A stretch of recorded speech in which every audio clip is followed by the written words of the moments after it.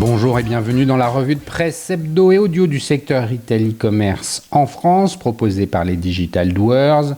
Nous sommes le 23 janvier. Après le résumé de l'actualité, je vous propose 4 articles cette semaine. Les tarifs douaniers de Donald Trump commencent à se répercuter sur les prix des produits sur Amazon, à lire sur Usine Digital. RGPD, la modification qui pourrait bientôt bouleverser le marché publicitaire, à lire sur Mindted. ChatGPT s'ouvre à la publicité, un virage sous surveillance à découvrir sur Siècle Digital. Et enfin, e-commerce, pourquoi Amazon ferme la porte à OpenAI, à lire sur le JDN.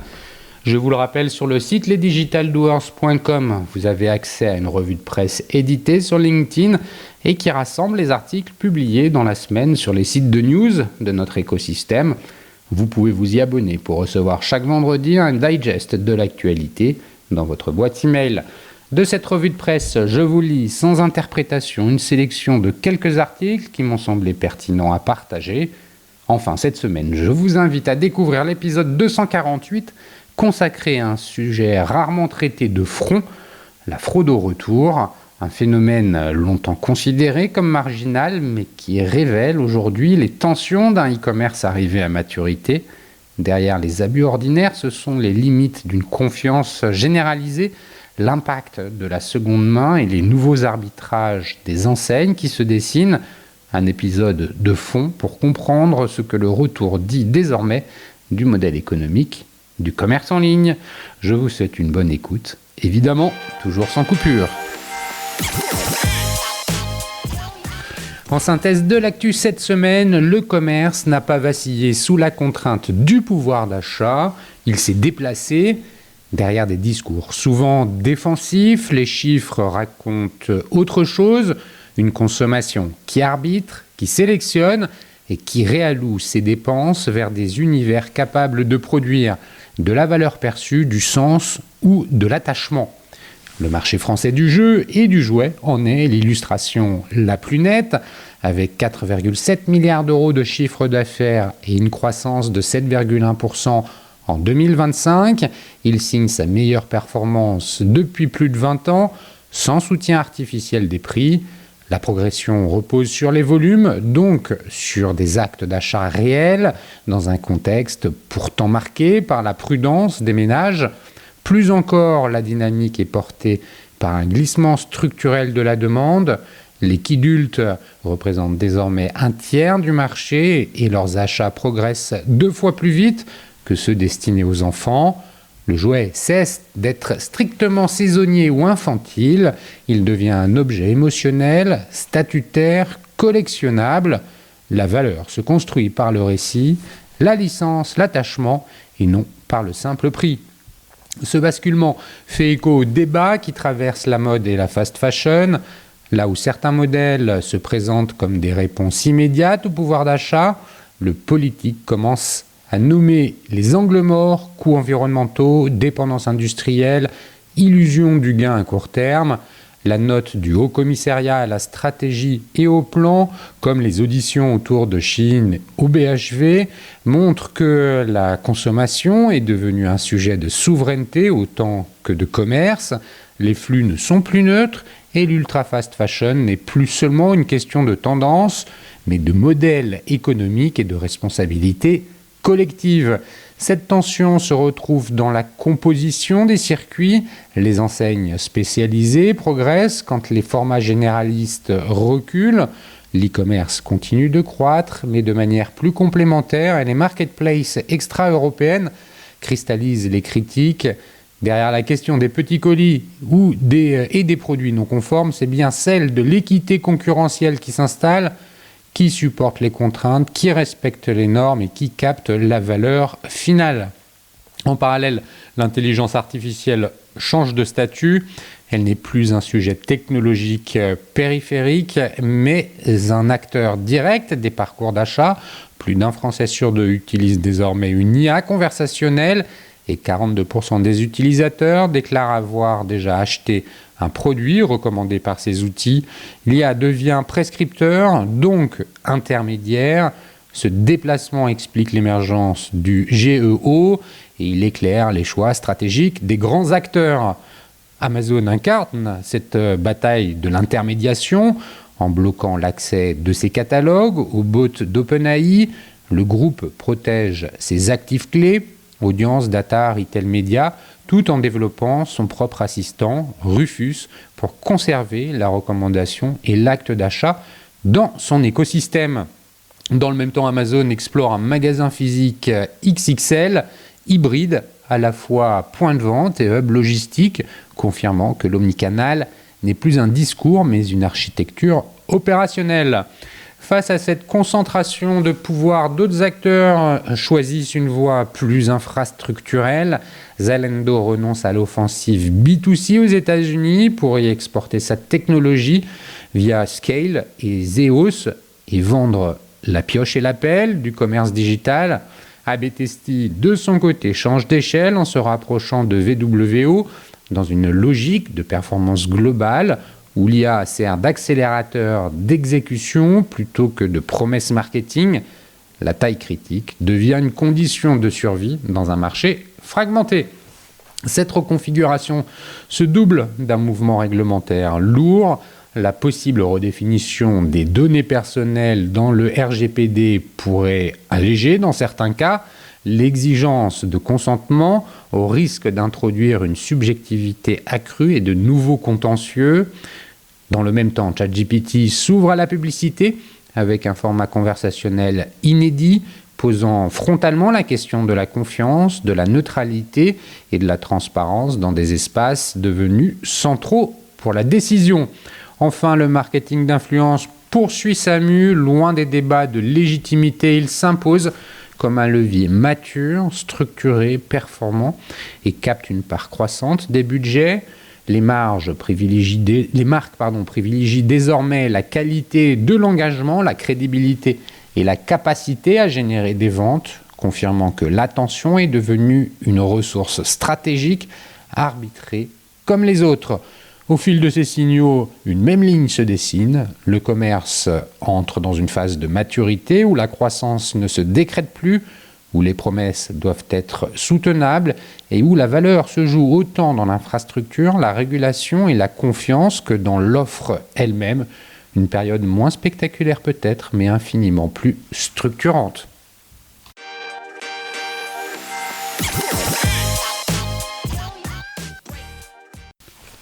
Les tarifs douaniers de Donald Trump commencent à se répercuter sur les prix des produits sur Amazon, à lire sur l'usinedigital.fr en date du 21 janvier. L'ombre de Donald Trump plane sur le Forum économique mondial de Davos, qui se tient du 19 au 23 janvier, avec au menu d'âpres négociations sur la souveraineté du Groenland sur fond de menaces commerciales américaines. À cette occasion, le patron d'Amazon, Andy Jassy, a directement évoqué les tarifs douaniers imposés par l'administration américaine au reste du monde. Interrogé sur place par la chaîne CNBC, il a confirmé que ces derniers commençaient à faire grimper les prix de certains produits sur la plateforme d'e-commerce, ce qui n'était pas encore le cas il y a un an. De précédentes alertes à cause des stocks achetés par Amazon et ses marches entières en anticipation des tarifs douaniers qui sont désormais arrivés à épuisement. On commence donc à voir certains droits de douane se répercuter sur certains prix, certains articles, et on constate que certains vendeurs décident de répercuter ces coûts les plus élevés sur les consommateurs sous forme de prix plus élevés, a-t-il expliqué, précisant qu'à l'inverse, d'autres vendeurs choisissaient d'absorber ces coûts pour stimuler la demande. Si Andy Jassy affirme qu'Amazon tente de maintenir les prix aussi bas que possible sur sa plateforme, les hausses de prix de certains produits, lesquels n'ont pas été précisés, semblent inévitables selon le patron. Une alerte qui correspond à celle répétée par bon nombre d'acteurs du commerce de détail ces derniers mois. Comme le rappelle CNBC, en août dernier, la National Retail Federation des États-Unis avait averti quant à d'éventuelles hausses de prix des produits épuisés et même des suppressions d'emplois. Un changement de ton important. Logiquement, l'inflation sur certains produits vendus via Amazon se répercute directement sur les comportements d'achat, poursuivit Andy Jassy, bien qu'il considère les utilisateurs de la plateforme Comme assez résilient depuis le début de ses effets, il note que certains se tournent désormais vers des produits moins chers et renoncent à acheter certains produits coûteux. En effet, aux États-Unis, à l'approche des élections de mi-mandat, le pouvoir d'achat s'est récemment imposé comme un sujet politique majeur. Difficile à croire que cette prise de parole du patron d'Amazon puisse changer quoi que ce soit à la stratégie commerciale de l'administration Trump, mais elle incarne un changement de ton important, alors qu'Andy Jassy avait déclaré fin juin que les droits de douane américains n'avaient pas causé d'augmentation notable des prix sur sa plateforme. 2 mois plus tôt, l'entreprise avait par ailleurs été recadrée par Donald Trump et son entourage après un imbroglio autour de ces mêmes tarifs douaniers.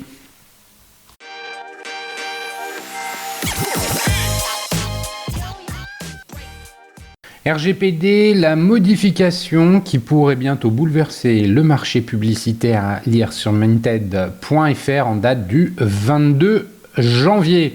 Dans le cadre d'une révision de la RGPD, la Commission européenne propose une nouvelle définition des données personnelles. Ce changement pourrait remettre en cause le principe même de consentement pour le ciblage des internautes. C'est un paragraphe d'à peine 6 lignes, noyé au sein de 261 pages, que contient le règlement général sur la protection des données, RGPD. Pourtant, la modification que prépare Bruxelles pourrait, à elle seule, bouleverser en profondeur le secteur de la publicité numérique en Europe. En jeu, la remise en cause du principe même de consentement pour le ciblage des internautes. Ce paragraphe, c'est l'article 4.1 du RGPD qui définit ce qu'est une donnée à caractère personnel et considérée comme telle toute information se rapportant à une personne physique identifiée ou identifiable, c'est-à-dire pouvant être reconnue directement ou indirectement par un nom, un identifiant en ligne, des données de localisation ou encore des éléments spécifiques propres à son identité physique. Tel qu'il a été voté en 2016, le RGPD a ainsi instauré une définition particulièrement large des données personnelles qui englobe dans les faits la quasi-totalité des informations collectées par les plateformes et les éditeurs, leur exploitation, notamment à des fins publicitaires et dès lors conditionnée au recueil d'un consentement libre et éclairé des internautes. Le consentement plus requis dans certains cas, mais ce cadre réglementaire en vigueur depuis 6 ans pourrait bientôt évoluer. Fin 2025, la Commission européenne a en effet présenté un paquet numérique visant à simplifier la réglementation et stimuler l'innovation. Ce texte devra encore franchir l'obstacle du Parlement européen et éviter une minorité de blocage au Conseil. Un parcours législatif loin d'être gagné. Aucune date n'est donc avancée à ce stade. Bruxelles propose en particulier une redéfinition plus stricte de la notion de données personnelles par l'ajout de 3 phrases à l'article 4.1. Une information ne serait alors plus considérée comme personnelle si l'entreprise qui la collecte n'est pas en mesure d'identifier la personne physique à laquelle elle se rapporte, compte tenu des moyens raisonnablement susceptibles d'être utilisés. Et ce, même s'il y a une autre entité est, elle, capable d'identifier l'internaute. Concrètement, une entreprise pourrait ainsi échapper aux obligations du RGPD en affirmant qu'elle n'est pas en mesure de relier à une personne les données anonymisées qu'elle récupère directement ou indirectement auprès d'un éditeur ou d'une plateforme. Conséquence immédiate, le consentement ne serait alors plus requis. Une nouvelle version plus subjective égale plus de contentieux. Pour l'association Neub, menée par l'activiste autrichien Max Schrems, la formulation proposée par Bruxelles permettrait d'aller encore plus loin. Selon elle, il deviendrait possible d'échapper au RGPD tout en disposant techniquement des moyens d'identifier une personne, à condition d'assurer de ne pas être susceptible de les utiliser. Autrement dit, il suffirait de promettre de ne pas croiser les données avec les identités réelles. Cette faille dans le RGPD, pour reprendre le terme employé par Neub, pourrait provoquer un profond chamboulement du marché publicitaire européen en allégeant les obligations de mise en conformité et en facilitant l'exploitation tout au long de la chaîne de données personnelles pour le ciblage des internautes. Une aubaine notamment pour Meta, régulièrement sanctionnée pour des tentatives de contournement du RGPD. Mais la simplification promise par Bruxelles pourrait aussi ouvrir la voie à une multiplication des contentieux. Au lieu de fournir une définition claire d'une donnée personnelle, la nouvelle version du RGPD introduira en effet une part de subjectivité. Une appréciation au cas par cas implique que des données pourraient être considérées comme personnelles ou non, selon une entreprise avertie Noib.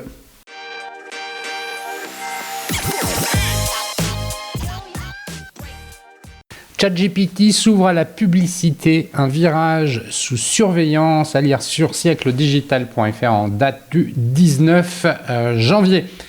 Si jusqu'ici OpenAI avait privilégié un modèle largement fondé sur les abonnements, le doute planait sur l'arrivée de la publicité depuis le mois de juin et il s'agissait uniquement de rumeurs. Jusqu'à présent, c'est désormais officiel. La publicité arrive bientôt dans l'assistant conversationnel avec une première phase de test très encadrée. Les publicités réservées aux versions gratuites et Go. OpenAI a annoncé que les premières annonces apparaîtront aux États-Unis dans les prochaines semaines, uniquement pour les utilisateurs de la version gratuite et de l'offre Go, lancée l'été dernier comme un abonnement à prix réduit. Les abonnements Plus, Pro et Enterprise resteront quant à eux totalement exempts de publicité. Selon OpenAI, la publicité doit permettre de maintenir un accès large à ChatGPT tout en finançant le développement de ses modèles et de son infrastructure. Une nécessité dans un contexte de concurrence intense face à Google, Anthropic ou Meta, et alors que les investissements prévus dans les data centers se chiffrent sur plusieurs années à des montants colossaux. Malgré une adoption massive avec 800 millions d'utilisateurs, OpenAI n'aurait généré qu'environ 13 milliards de dollars de chiffre d'affaires en 2025, un niveau encore insuffisant au regard de ses ambitions industrielles.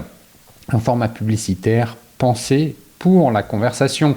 Contrairement au format classique du web, OpenAI mise sur une publicité contextualisée à la discussion en cours. L'exemple donné par l'entreprise est assez parlant, où une requête sur des plats mexicains pourrait faire apparaître un lien sponsorisé pour une marque de sauce piquante. L'entreprise promet que les annonces seront clairement identifiées, affichées autour ou en bas des réponses et jamais intégrées au cœur du raisonnement de l'IA. L'utilisateur pourra interagir avec la marque via une conversation dédiée. Néanmoins, OpenAI assure que ces échanges publicitaires seront strictement séparés des discussions classiques. Enfin, les annonces ne seront pas diffusées aux mineurs et excluront des thématiques sensibles comme la santé ou la politique, un point régulièrement scruté par les régulateurs. La confiance comme ligne de crête étant de plus en plus utilisée pour des questions parfois très personnelles, y compris dans la santé avec ChatGPT Santé. ChatGPT représente un terrain attractif pour les annonceurs, mais aussi un risque majeur en termes de perception. Consciente de cet enjeu, la direction d'OpenAI multiplie les garanties. Fidji Simo, directrice générale du groupe, insiste sur le fait que les réponses de ChatGPT doivent rester motivées uniquement par leur utilité, sans influence commerciale. Selon des projections relayées par les analystes, OpenAI viserait 1 milliard de dollars de revenus publicitaires en 2026, un montant inférieur à ceux issus des formules payantes, un équilibre délicat, alors que ChatGPT entre à son tour sur le terrain historique de Google et Meta.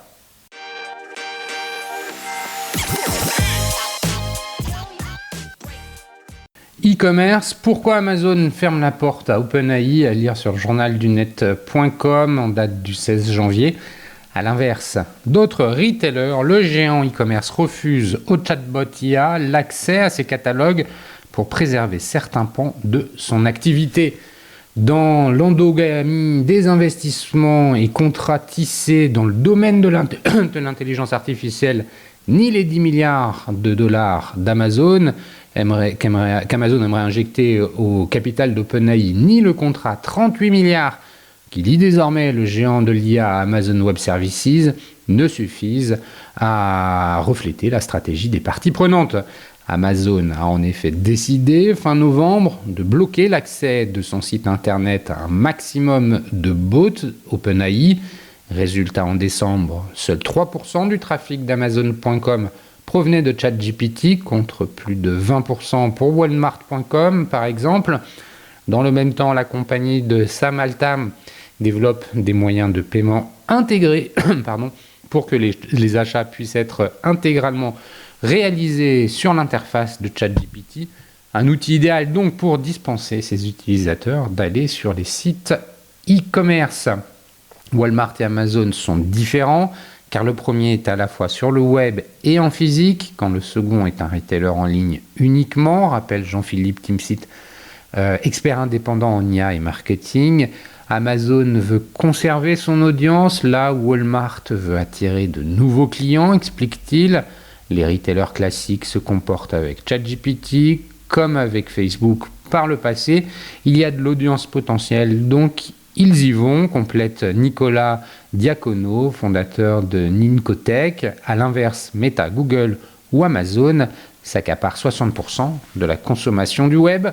OpenAI est une menace frontale car il souhaite encapsuler Internet dans son chatbot sans que le client ne sorte jamais de cet écosystème. Rufus, l'IA spécialiste d'Amazon. Rien de surprenant donc à ce qu'Amazon bloque le scrapping de ses produits par les bots. Dans le détail, plusieurs couches de ses revenus pourraient être affectées par le développement de ChatGPT, à commencer par la publicité. Amazon est assis sur 60 milliards de dollars de revenus publicitaires, rappelle Nicolas Diacono, à peine 10% de son chiffre d'affaires, mais le retail média est un segment dynamique. Le groupe vient d'ailleurs de lancer aux États-Unis Amazon Ad Services, un service proposant à ses clients d'intégrer sur leur site les outils publicitaires d'Amazon. Autre segment en difficulté face à ChatGPT, le service Prime. Si les robots peuvent très rapidement trouver le produit le moins cher ou avec la livraison la moins onéreuse, difficile de vendre des avantages, explique Nicolas Diacono. Enfin, Amazon ne veut pas perdre la main sur les données de ses produits ni sur les comportements de ses clients. La plus grande force d'Amazon, c'est son IA de recommandation. Toute la puissance de cette plateforme, c'est de proposer et concrétiser une vente supplémentaire à chaque achat, explique Jean-Philippe Timsit. Impossible qu'un ChatGPT vienne scanner les données de produits pour mieux les comparer et les référencer, ni même pour s'entraîner en tant que modèle d'IA générative. L'IA agentique contre service amélioré. Le géant de Jeff Bezos a donc développé son propre outil, Rufus, un assistant personnel chargé de faciliter le parcours d'achat d'un utilisateur. Soumis à des prompts, il peut comparer des produits, proposer des recommandations basées sur l'historique d'achat, traquer l'évolution des prix et placer des commandes pour un client depuis le printemps. Cette fonctionnalité Buy for Me est à même de contrer ChatGPT, estime Nicolas Diacono.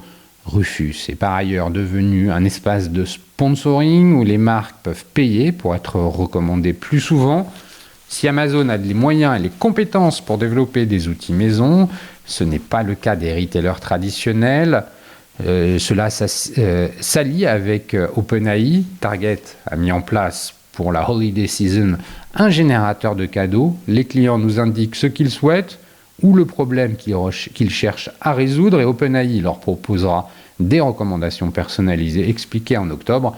Michael Fidelke, COO du groupe Walmart, lui, s'est associé à OpenAI pour le développement de Spark-Eye, nouveau robot assistant propulsé à l'IA.